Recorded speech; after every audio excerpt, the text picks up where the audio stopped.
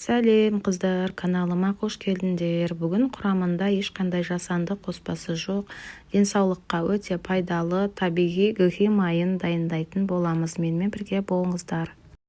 Ең алдымен бізге 82%-дан жоғары дүкеннің майы немесе қолдың майы қажет. Менде қолдың майы табиғи.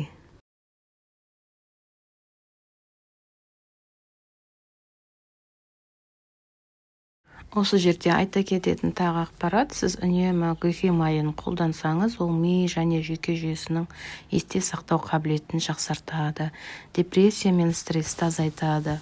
Сонымен қатар холестерин, инфаркт, инсульт сияқты көптеген аурулардың алдын алады.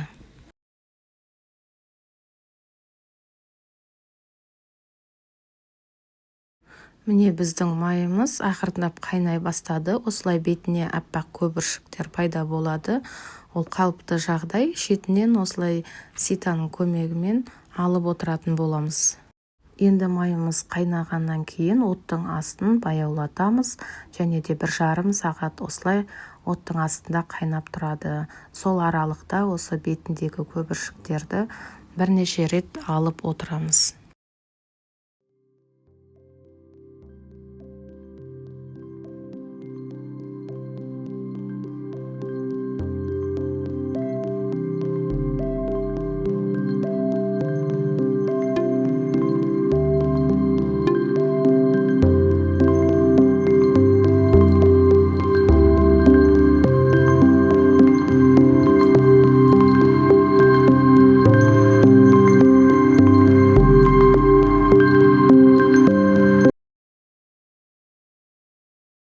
Осылай әбден 1,5 сағат көлемінде дайын болатын кезде біздің майымыздың түсі алтын түстес болып шығады.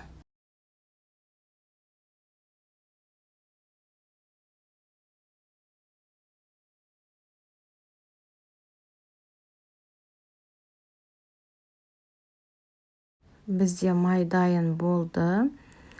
Қарасаңыздар, міне түсі де өзгерді, тап-таза болып. Енді осыны арнайы шыны ыдысқа осындай марлының көмегімен сүзіп аламыз. Пластик және басқа да ыдыстарға қарағанда осындай шыны ыдысқа құюға тырысыңыздар. Себебі шыны ыдыста май өзінің құрамын жақсы сақтайтын болады.